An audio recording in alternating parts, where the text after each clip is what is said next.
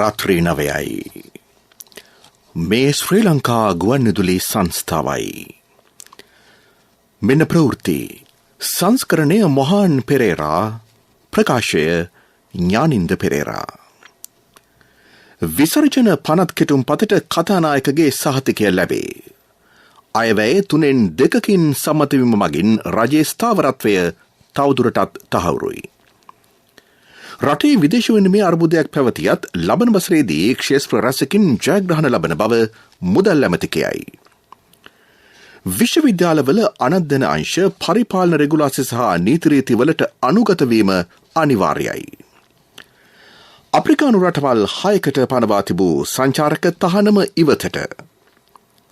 ඇෆ්ගනිස්තානයෙන් පලාගිය හිටපු මන්ත්‍රීවරයන් රටින් පිටත පාර්ලිමේන්තුවක් ස්ථාපිත කිරීමේ උත්සාහයක.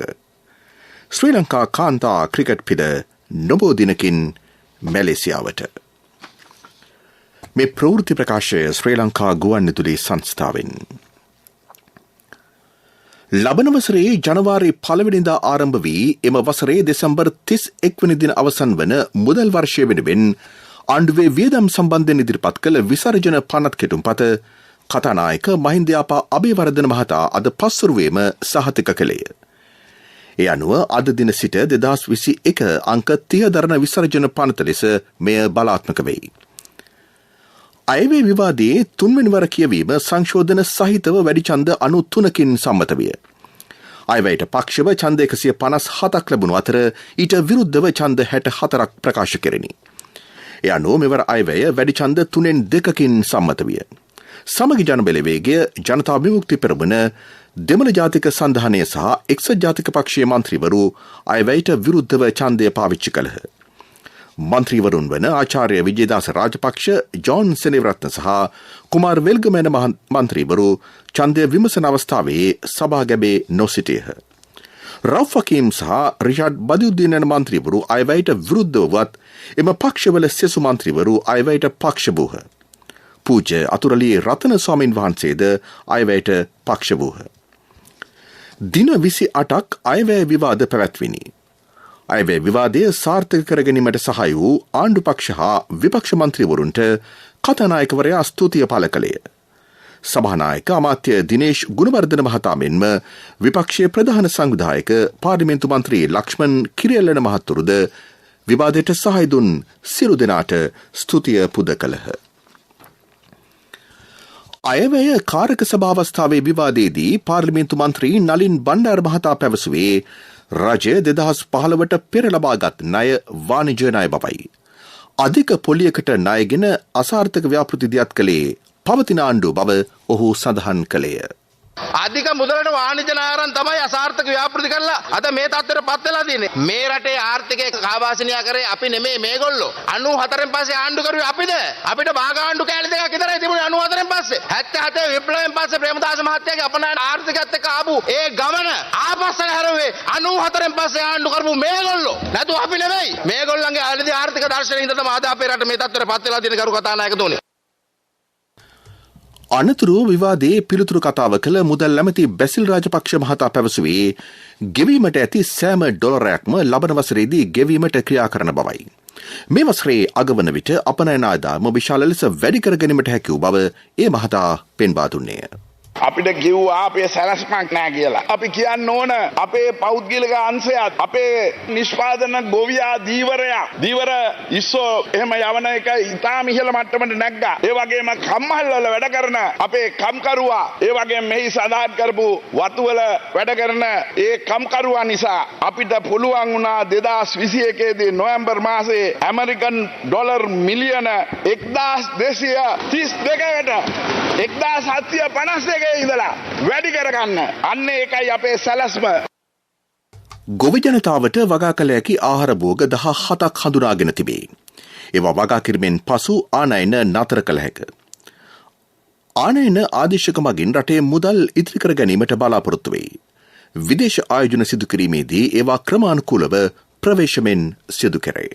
සංචාරක ව්‍යාපාරය තමයි අපේ ලොකුම කඩාවැටීම උනේ. ඒ වගේම ඉක්මනින්ම නැගිටවන්න පුළුවන් අංශයක් තමයි සංචාරක ව්‍යාපාරය. එතනදී අපි පරිස්සම් වෙන්න ඕන. ජීවිත බේර ගන්නකොට ලොක්ඩවුන් එකත් එක්ක වෙච්ච එකක් තමයි අපි ජීවිත බේරගත්තා. අපේ ජීවනෝපායන් නැති වුණා හැම රටකම. ඉතින් අපි සංචාරක ව්‍යාපාරයත් ඒ වගේ. අපි ජීවිත බේරගන්න මේ කොවිඩ් එකෙන් අපේ රට ආරක්ෂා කරන්න අපි නීති දැම්මා. ලොක්ඩවුන් කරා. ඒ වගේම අපිට දැන් අනිත් පැත්තට විවුර්ත කරනවාට අපි පරිස්සම් වෙන්න ඕන. අපිට ජීවනෝපාය නැත්තම් අපිට විදේශ මුදල් හොයන්න අපි ඕනෑම සීමාවල් සියල්ල ඇරලා විවුර්ත කරන්න ගියොත් සමහර විට අපිට අනිත් පැත්තෙන් අපේ ජීවනෝපාය වැඩි වෙයි. නමුත් ජීවිත නැති වෙයි. අයවැය සකස් කිරීමේදී පැහැදිලි දර්ශනයකින් ක්‍රියා කළ බව රාජපක්ෂ මහතා කීවේය. පැහැදිලිවම රටේ විදේශ විනිමය අර්බුදයක් පවතී. ලෝක බැංකුවේ නියෝජ්‍ය සභාපතිවරයා මෙරටට පැමිණ ඩොලර් මිලියන 500ක මුදලක් පිරිනැමිය. එය මාර්ග සංවර්ධනය වෙනුවෙනි. කෘෂිකර්ම හා සේවාංශයෙන් පමණක් නොව කර්මාන්තංශයෙන්ද රට දියුණු කිරීම අපේක්ෂාව බව ඇමතිවරයා සඳහන් කළේය. මේ ප්‍රවෘත්ති ප්‍රකාශය ශ්‍රී ලංකා ගුවන්විදුලි සංස්ථාවෙන්. මහජන බැංකුවේ පීපල්ස් ක්‍රෙඩිට් කාඩ් වලට ඇදහිය නොහැකි වාසි රැසක්.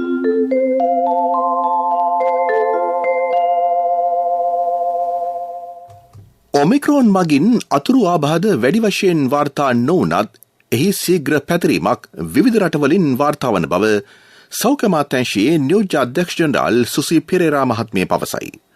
රෝගී වන සියලු දෙනාටම ප්‍රතිකාර ලබා දීම රජයේ ප්‍රතිපත්තියයි.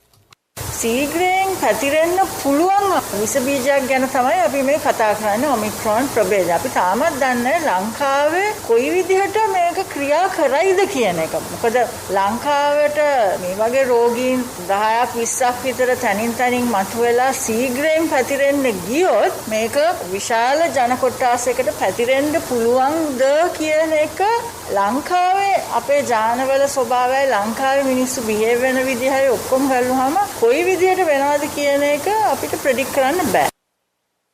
කොවිඩ් මාර්ගෝපදේශ ලිහිල් කරන්නයි සෞඛ්‍ය අමාත්‍යාංශයට ඉල්ලීම් ලැබෙමින් පවතී. උත්සව ආමංගල කටයුතු සංදර්ශනාදියට 50-75 වැනි පිරිසක් සහභාගී කර ගැනීමට ඉල්ලීම් ඉදිරිපත් වෙයි.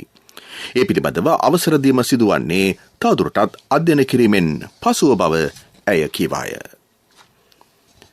වර්තමානයේදී විවිධ කණ්ඩායම් විරෝධතා හා කඩාකප්පල්කාරී ක්‍රියා සිදු කරමින් රජයේ කටයුතු අඩපණ කිරීමට උත්සාහ කළත් එම බාධක පරාජය කොට ජය ගැනීමට වත්මන් රජයට හැකියාව තිබෙන බව පාර්ලිමේන්තු මන්ත්‍රී එස්.බී. දිසානායක මහතා පවසයි. යුගතන වූ බලාගාරය සම්බන්ධයෙන් විවිධ අය කුමක් ප්‍රකාශ කළත් රජයේ සම්බන්ධයෙන් ගෙන ඇත්තේ නිවැරදි තීරණය බව ඒ මහතා කොළඹ පැවති ප්‍රවෘත්ති සාකච්ඡාවකදී කීවේ. ඇමරිකාව වැනි රටක් සමග සබඳතා වැඩිදුණු කර ගැනීම රටේ ආර්ථිකයට හොඳ බව ඒ මහතා කියා සිටී. 2015 යහපාලන ආණ්ඩුව ගත්තා. යහපාලන ආණ්ඩුව අපමණව හිමිකම් කඩ කිරීම, යුද්ධ අපරාධ චෝදනා මේවා සේරම වහලා MCC ගිවිසුම ගෙනාවා. MCC ගැන අපි බෙල්ලෙන් අල්ලගන්න. මිලියන 540ක් අපිට තෑග්ගක් හැටියට දීලා US ඩොලර්. හැබැයි සම්පූර්ණයෙන් ඔවුන් කියන දේ අරගෙන කිසිම දෙයක් අපිට කරන්න බැරි වෙන මට්ටමට ගිවිසුම හරහා අපිව හිර කරගන්න තමයි බැලි. ඒක රස්සම් කරන්නේ දා ශ්‍රී ලංකන් නිදහස් පක්ෂය ඉඩ දුන්නේ නැහැ රනිල්ට මංගල. මේ ආණ්ඩුව ආයම් පස්සේ නිකා හිතේ නැහැ. ඇමරිකාවේ රාජ්‍ය ලේකම් ඒ රටේ දෙවනියා ලංකාවට ආවිල්ලා ජනාධිපතිතුමා අගමැතිතුමා හම් වෙලා උත්සාහ කරා MCC එක අස්සම් කරගන්න. ඒත් අපි එකඟ වුණේ නැහැ. මේ පෝට්‍රස් යෝජනාව මේක ඇමරිකන් රාජ්‍යයේ විසින් ශ්‍රී ලංකා රාජ්‍යයට තානාපතිනිය හරහා ජනාධිපතිතුමාට දීපු යෝජනාව. ටෙන්ඩර් එක ගෙනියන්න කීකෙන් කෑ ගහනවා විදුලි බල මණ්ඩලයේ එළියට ඉංජිනේරුවට එක කොහෙද තියෙන්නේ? 30ක් අරන් ගිහලා 2යි දැන් මේකෙමුත් 1යි ඉතුරු වෙලා තියෙන්නේ. ගෑස් ගැටලුව පිළිබඳව විමසා බැලීමට ජනාධිපතිතුමා පත් කළ කමිටුව මේ වනට ස්ථානීය පරීක්ෂා කිරීම අවසන් කර තිබේ. ආයතන පරීක්ෂා කිරීමෙන්ම නිලධාරීන් කැඳවීමේ කටයුතුද අවසන් කර ඇතැයි කමිටු සභාපති මහාචාර්ය ශාන්ත වල්පොලගේ මහතා පවසයි. සියලු පාර්ශ්ව කැඳවා තොරතුරු විමසීම් සායක රැස් කිරීම දැන් සිදු කරේ. හැකි ඉක්මනින් අදාළ නිර්දේශ ලබා දෙන බව ඔහු කියා සිටී. ඒ අතරම අදත් ප්‍රදේශ කීපයකින් ගෑස් පිපිරීම් වාර්තා විය. ශාස්ත්‍රීය කරුණු පිළිබඳව විශ්වවිද්‍යාලවලට ඇති ස්වාධීනත්වය ආරක්ෂා කරමින් පරිපාලනමය හා ප්‍රතිපාදනමය මැදිහත්වීම සඳහා විශ්වවිද්‍යාල ප්‍රතිපාදන කොමිෂන් සභාව මූලික විය යුතුයයි කෝප් කමිටුව නිර්දේශ කරයි. විශ්වවිද්‍යාල පනත යටතේ අධ්‍යයන නිදහසක් දී තිබුණත් අනන්දනාංශ පරිපාලන රෙගුලාසි සහ නීති රීතිවලට අනුගත විය යුතුයයි කෝප් සභාපති මහාචාර්ය චරිත හේරත් මහතා පවසයි. ඇතැම් විශ්වවිද්‍යාලවල පශ්චාත් උපාධි අධ්‍යනාංශ මුදල් උපයන බැවින් ඇතැම් අවස්ථාවලදී අනන්දන සේවකින් තම අභිමතය පරිදි බඳවා ගැනීමේ ප්‍රවණතාවක් පවතී. එය එසේ නොවිය යුතු බව කෝප් සභාපති කීවේය. 2012 වසරේදී විශේෂ කැබිනට් අනුමැතියකින් විශ්වවිද්‍යාල 13ක පාඨමාලා 38ක් වෙනුවෙන් සිසුන් බඳවා ගැනීමට අභියෝගතා පරීක්ෂණයක් හඳුන්වා දී තිබේ. ඒ සම්බන්ධයෙන් අදහස් දැක්වූ විශ්වවිද්‍යාල ප්‍රතිපාදන කොමිසමේ සභාපති මහාචාර්ය සම්පත් අමරතුංග මහතා පැවසුවේ මෙම පාඨමාලා ප්‍රමාණය අවශ්‍ය පරිදි අඩු කිරීම හෝ අහෝසි කිරීම සිදු කළ යුතු බවයි. මේ නිසා ඉසෙට් අගය මත සිසුන් ඇතුළත් කර ගැනීමේ ජාතික ප්‍රතිපත්තියට යම් හානියක් සිදුවන බව ඔහු පෙන්වා දුන්නේය. ප්‍රවීණ චිත්‍රපට අධ්‍යක්ෂ සුනිල් සෝමපීරිස් මහතා අභාව ප්‍රාප්ත වෙයි. ජනප්‍රිය චිත්‍රපට රාශියක් ඔහු අධ්‍යක්ෂණය කර තිබේ. ඔහු නිෂ්පාදනයේදී වී ඇත. මේ යන විට 73 වන වියේ පසුවිය. ඒ අතරම ටෙලිනාට්‍ය හා චිත්‍රපට රසකම සටනලුක ලෙස ක්‍රියා කළ කුමාර් රණේපුරද අභාව ප්‍රාප්ත විය. පසුගිය කාලයේ රියානතුරකට ලක්ව සිටිය ඔහු දිගු කලක් ප්‍රතිකාර ලබමින් සිටියේය. ප්‍රේක්ෂා රංග කලා මහෝත්සවය හෙට සිට 21 වෙනිදා දක්වා මර්දාන ටවර් හා එල්ෆින්ස්ටන් රංගශාලාවලදී පැවැත්වේ. පස්වර 3:30 සහ 6:30 දර්ශන පැවැත්වීමට නියමිතයි. කොවිඩ් හේතුවෙන් බෙදවැටුණු නාට්‍ය ක්ෂේත්‍රයට නව ජීවයක් ලබා දීම මෙහි මූලික අරමුණයි. ටවර් හෝල් රංගහල පදනම සංස්කෘතික කටයුතු දෙපාර්තමේන්තුව ශ්‍රී ලංකා කලා මණ්ඩලය සහ ජාතික නාට්‍ය උපදේශක සභාව මෙවර එය සංවිධානය කරනු ලැබේ. ප්‍රමුඛ පුවත මීළඟට. මහජන බැංකුවේ පීපල්ස් ක්‍රෙඩිට් කාඩ් වලට ඇදහිය නොහැකි වාසි රැසක්. තෝරාගත් වෙළඳ සැල් වලින් 60% දක්වා සැරටම වට්ටම් සහ පොලී රහිත වාරික වශයෙන් ගෙවීමේ පහසුකම්. ප්‍රමුඛ පුවත ඔබ වෙත ගෙනෙන්නේ සෑම ගෙදරකම සිටිය යුතු වෙද මහත්මයා සිද්ධාලේප. ඔමික්‍රෝන් කොවිඩ් ප්‍රභේදයේ ව්‍යාප්තිය නිසා ආප්‍රිකානු රටවල් 6කට ශ්‍රී ලංකාව පනවා තිබූ සංචාරක තහනම අද ඉවත් කෙරුණි. දකුණු අප්‍රිකාව, නැමීබියාව, සිම්බාබ්වේ, බොට්ස්වානා, ලෙසතෝ, එස්වාටිනි යන රටවලට මෙම තහනම පනවා තිබුණි. ප්‍රමුඛතම පුවත ඔබ වෙත ගෙන ආවේ සිද්ධාලේප ලක්වියාව. ශක්තියේ හඬ අවධානය පිණිසයි. ඔබ වෙත ගෙනෙන්නේ තෘතීක හා වෘත්තීය අධ්‍යාපන කොමිෂන් සභාව. විදේශගතව සිට මෙරටට පැමිණෙන වයස අවුරුදු 12ට අඩු ළමයින් වෙනුවෙන් PCR පරීක්ෂණ වාර්තා අවශ්‍ය නැතැයි සෞඛ්‍ය අමාත්‍යාංශය සඳහන් කරයි. එහෙත් අවුරුදු 12ට වැඩි අය පැය 72කට පෙර ලබාගත් කොවිඩ් ආසාදිත නොවන බවට තහවුරු PCR වාර්තාවක් ගුවන් තොටුපළට ඉදිරිපත් කළ යුතුය. එමෙන්ම යම් අයෙකු පසුගිය මාස 3 ඇතුළත කොවිඩ් ආසාදනය වී ඇතනම් ඔවුන් මෙරටට පැමිණීමේදී ආසාදිත නොවන බවට තහවුරු කිරීමට පැය 48ක් ඇතුළත සිදු කළ රැපිඩ් ඇන්ටිජන් වාර්තාව ඉදිරිපත් කිරීම ප්‍රමාණවත්ය. නිවැරදි මඟ පෙන්වීමකින් පිළිගත් වෘත්තීය පුහුණු පාඨමාලාවක් තෝරා ගන්න. ප්‍රාදේශීය පිහිටුවා ඇති වෘත්තීය මාර්ගෝපදේශන මධ්‍යස්ථාන, වෘත්තීය මාර්ගෝපදේශන නිපුණතා සංවර්ධන නිලධාරීන් මුණ ගැසෙන්න. ව්‍යාජ ලෙස ප්‍රචාරණය කරන පුහුණු ආයතන හා පුහුණු පාඨමාලා පිළිබඳ දැනුවත් වන්න. ඔබේ වටිනා කාලය, මුදල්, ශ්‍රමය අපතේ නොයවා තෘතීක හා වෘත්තීය අධ්‍යාපන කොමිෂන් සභාවේ ලියාපදිංචි ප්‍රතිතනීය ලත් පුහුණු පාඨමාලාවන් තෝරා ගන්න. www.tvec.gov.lk වෙබ් අඩවියට පිවිස අදාළ තොරතුරු ලබා ගන්න. තෘතීක හා වෘත්තීය අධ්‍යාපන කොමිෂන් සභාවේ පණිවිඩයකි. ලෝක ප්‍රවෘත්ති අනුග්‍රහය CIV ජනජය වාසනා සමගින් නවතර සහ නව අවුරුදු සේර ඇරඹුණා. දෙසැම්බර් මාසයේ පුරා ඔබේ විල්පත්‍ර වටිනා තෑගි. තෙල් ගෝල්ඩ් පත් සහ බැංකු කාඩ් පත් සඳහා 20% දක්වා වට්ටම්. අදම CIV එන්න.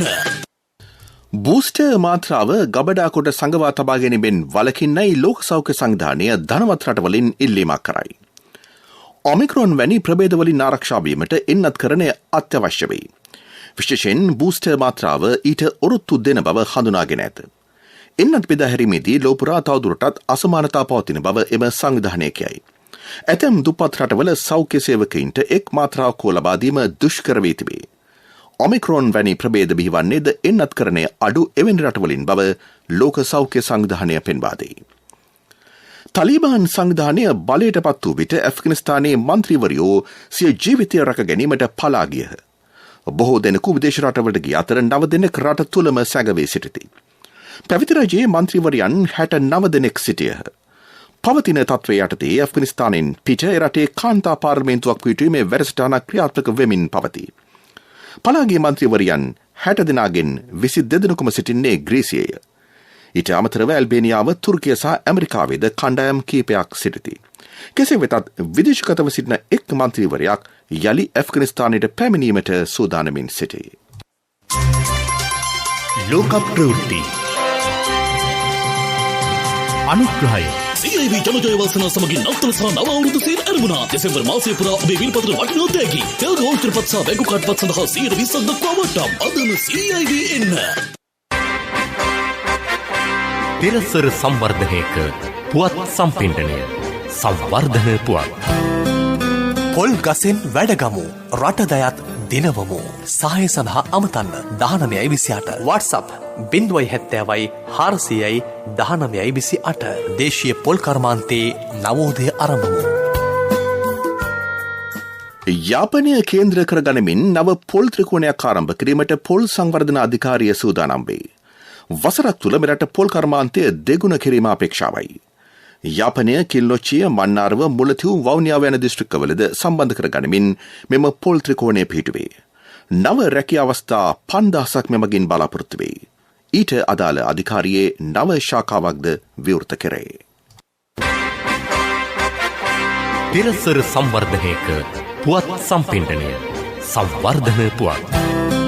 වත්තපිටියේ ඇති පොල් ගහ කියන්නේ අමතර ආදායම් මාර්ගයකට ඔබට ඇති හොඳම මගක්. පොල් මදෙන්, කට්ටෙන්, ලෙල්ලෙන් පමණක් නොව මුළු පොල් ගහෙන්ම හරියටම ප්‍රයෝජනගෙන ඔබේ අතමිට සරු කරගන්නා අතරම ජාතික ආර්ථිකය සයමත් කිරීම සඳහා දායක වීමට දැන් ඔබට අවස්ථාව. ඵලදායීතාව වැඩි කරගන්න, නාස්තිය අවම කරගන්න, උවදුරු වළක්වා ගන්න. පොල් වගාව සරු කර ගැනීම සඳහා අනුගමනය කළ යුතු දේ පිළිබඳව තවත් බොහෝ තාක්ෂණික සහයෝගය ලබා දෙන්න පොල් පර්යේෂණ ආයතනය සූදානම්. සහාය සඳහා අමතන්න 1928 WhatsApp 070යි 400යි 1928. ක්‍රීඩා පුවත්.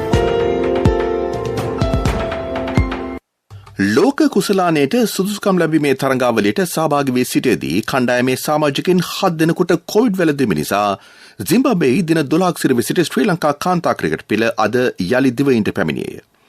එම කණ්ඩායම කොළඹ හෝටලයක දින 10ක් නිරෝධායනය කරේ. පසුව පොදු රාජ මණ්ඩල ක්‍රීඩාවලේ කාන්තා ක්‍රිකට් සුසුකම් ලැබීමේ තරඟවලට සහභාගී වීම සඳහා මැලේසියාව බලා පිටත් වීමට නියමිතයි.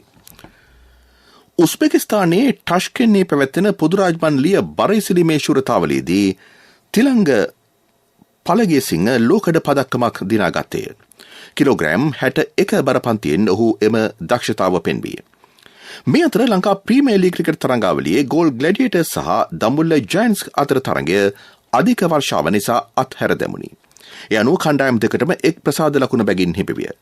එම ලකුණ සමග කණ්ඩායම් දෙකම ලකුණු 5 බැගින් ලබා සිටින අතර ගෝල් ග්ලැඩියේටර්ස් කණ්ඩායම ශුද්ධ ලකුණු ලබා ගැනීමේ වේගය අනුව ඉදිරියෙන් සිටී. ව්‍යාපාරික පුවත් ඔබ වෙත ගෙන එන්නේ NSB සල්ලි එහෙන් තෑගි මෙහෙන් ස්වර්ණ ජයන්ති වාසනා ජයග්‍රාහකයා ඔබද. 2022 වසරේ ස්ලිම් පීපල්ස් අවෝඩ් සම්මානුල්ලේ සමීක්ෂණ සහකරු ලෙස ප්‍රමුඛ සමාගමක් වන කැන්ටර් LMRB ආයතනය තෝරාගෙන තිබේ. ඊට අදාළව දෙපාර්ශ්ව අතර අවබෝධතා ගිවිසුම අද පස්වරුවේ කොළඹදී අත්සන් කෙරුණි. මේදී සම්මාන පිරිනැමෙන්නේ විද්‍යාත්මක ක්‍රමවේදයක් යටතේය. ජනතාවගේ ප්‍රියතම සන්නාම පුද්ගල චරිත, සංවිධාන, වෙළඳ දැන්වීම්, ගීත සහ කලාකරුවන් මෙහිදී ඇගීමට ලක් කෙරේ. මේ පිළිබඳ ස්ලිම් පීපල්ස් අවෝඩ්ස් ව්‍යාපෘති සභාපති ශිරාස් නියාස් සඳහන් කළේ කැන්ටර් වැනි විනිවිද භාවයකින් සමීක්ෂණ කරන විශ්වාසනීය සමාගමක් සමග සම්බන්ධ වීමට ලැබීම තමන්ට මෙන්ම උළෙලටද ශක්තියක් බවයි. ව්‍යාපාරික පුවත් ඔබ වෙත ගෙනාවේ NSB සල්ලි එහෙන් තෑගි මෙහෙන් ස්වර්ණ ජයන්ති වාසනා ජයග්‍රාහකයා ඔබද NSB ස්වර්ණ ජයන්තිය වෙනුවෙන් සුපිරි ජයග්‍රාහකයාට රන් පවුන් 50ක් දෙවැනි ජයග්‍රාහකින් 10 දෙනාට ස්කූටර් දෙවැනි ජයග්‍රාහකින් 10 දෙනාට iPhone සිව්වැනි ජයග්‍රාහකින් 29 දෙනාට mountain bike 2021 ඔක්තෝබර් 1 වෙනිදා සිට 2022 සැප්තැම්බර් 30 දක්වා NSB Youth Trust හා අවමය මාසිකව ඇමරිකානු ඩොලර් 100ක් හෝ ඊට සමාන ඕනෑම විදේශ මුදලක් මාස 6ක් නොකඩවා එවන්න. ආර්ථික පුවත් ආවරණය ඔබේ ඕනම අවශ්‍යතාවයකට සුදුසු මූල්‍ය විසඳුම් දෙන එන අය දියුණු වෙන අය එන LOLC සමූහය එන්න දියුණු වෙන්න. වෙළඳපොලේ එළවලු මිල ගණන් සීග්‍රේන් ඉහළ ගොස් තිබේ. බොහෝ එළවලුවල ග්‍රෑම් 250 රුපියල් 100කටත් වැඩිය. දඹුල්ල ආර්ථික මධ්‍යස්ථානයේ අද මාළු මිරිස් කිලෝවක මිල රුපියල් 600ක් විය. වර්ෂාව හේතුවෙන් වගා විනාශ වීම නිසා එළවලු වෙළඳපොළ වෙත නොපැමිණෙන බව ආර්ථික මධ්‍යස්ථාන සඳහන් කරයි.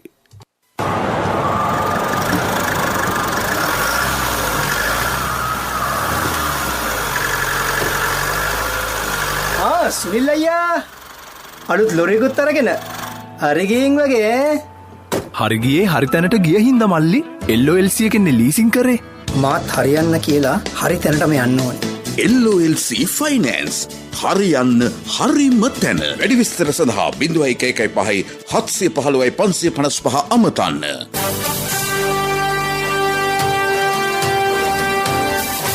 කාලගුණ වාර්තාව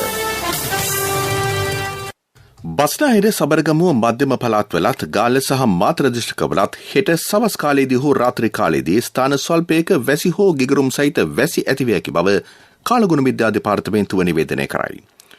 මෙම ප්‍රදේශවල ඇතැම් ස්ථානවලට මිලිමීටර් 50ට වැඩි තරමක තද වැසිද ඇතිවිය හැකිය. අද පස්වරුවේ කොළඹ ප්‍රදේශ රැසකටම තද වැසි ඇද හැලුණි. රාත්‍රී ප්‍රධාන ප්‍රවෘත්ති ප්‍රකාශයේ සිරස්තල දැන්වෙන්න යලිත්. විසර්ජන පනත් කෙටුම් පතට කතානායකගේ සහතිකය ලැබේ. අයවැය 3/2කින් සම්මතවීම මගින් රජයේ ස්ථාවරත්වය තවදුරටත් තහවුරුයි. රටේ විදේශ විනිමය අර්බුදයක් පැවතියත් ලබන වසරේදී ක්ෂේත්‍ර රැසකින් ජයග්‍රහණ ලබන බව මුදල් ඇමති කියයි. විශ්වවිද්‍යාලවල අනධ්‍යනාංශ පරිපාලන රෙගුලාසි සහ නීති රීති වලට අනුගත වීම අනිවාර්යයි. අප්‍රිකානු රටවල් 6කට පනවා තිබූ සංචාරක තහනම ඉවතට. ඇෆ්ගනිස්තානයෙන් පලා ගිය හිටපු මන්ත්‍රීවරයන් රටින් පිටත පාර්ලිමේන්තුවක් ස්ථාපිත කිරීමේ උත්සාහයක. ශ්‍රී ලංකා කාන්තා ක්‍රිකට් පිළ නොබෝ දිනකින් මැලේසියාවට. රාත්‍රී ප්‍රධාන ප්‍රවෘත්තියින් සමාප්තයි. අපගේ මෙම ප්‍රවෘත්ති ප්‍රකාශයට www.slbc.lk වෙබ් අඩවිය ඔස්සේද ඔබට සවන් දිය හැකි. ජාතික ගුවන්විදුලියේ මීළඟ ප්‍රධාන ප්‍රවෘත්ති ප්‍රකාශය හෙට උදෑසන 6ට.